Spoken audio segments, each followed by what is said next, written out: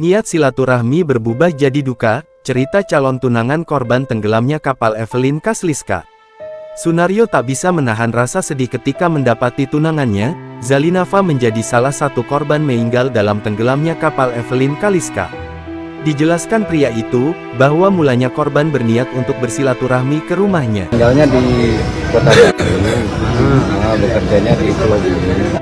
Oh, kerjanya Pulau Burung? Ya, kerja di Pulau Burung. Jadi kesini ini karena mau ke Pulau Burung nggak ada kapal, jadi adanya kapal kesini. Ya udahlah, sekalian silaturahmi lebaran sekali kesini. Namun, alangkah terkejutnya Sunaryo ketika mendapati bahwa kekasihnya itu menjadi korban dalam peristiwa naas tersebut. Dapat kabarnya tadi, Kabar dari calon mertua yang ngabarin kan.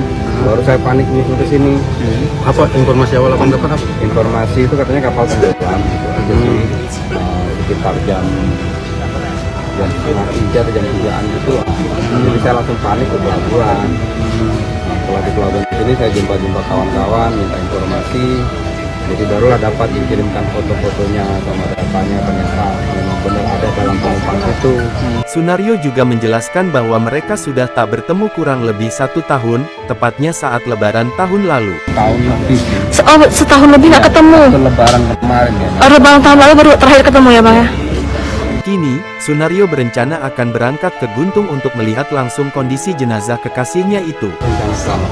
Kapan tuh bang? Insya Allah besok. Ke Pulau Burung atau? Ke Guntungnya. Oh, ke Guntungnya? Ke Guntung.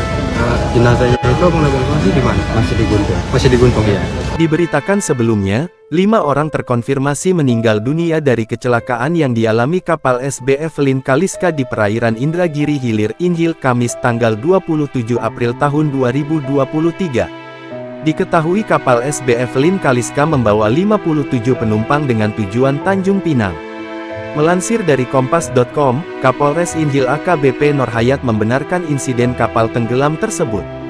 Dia menyebutkan, kapal tersebut berangkat dari Tembilahan, Injil dengan tujuan Tanjung Pinang, Kepulauan Riau, Kepri. Berdasarkan manifest, kapal itu membawa 57 orang penumpang.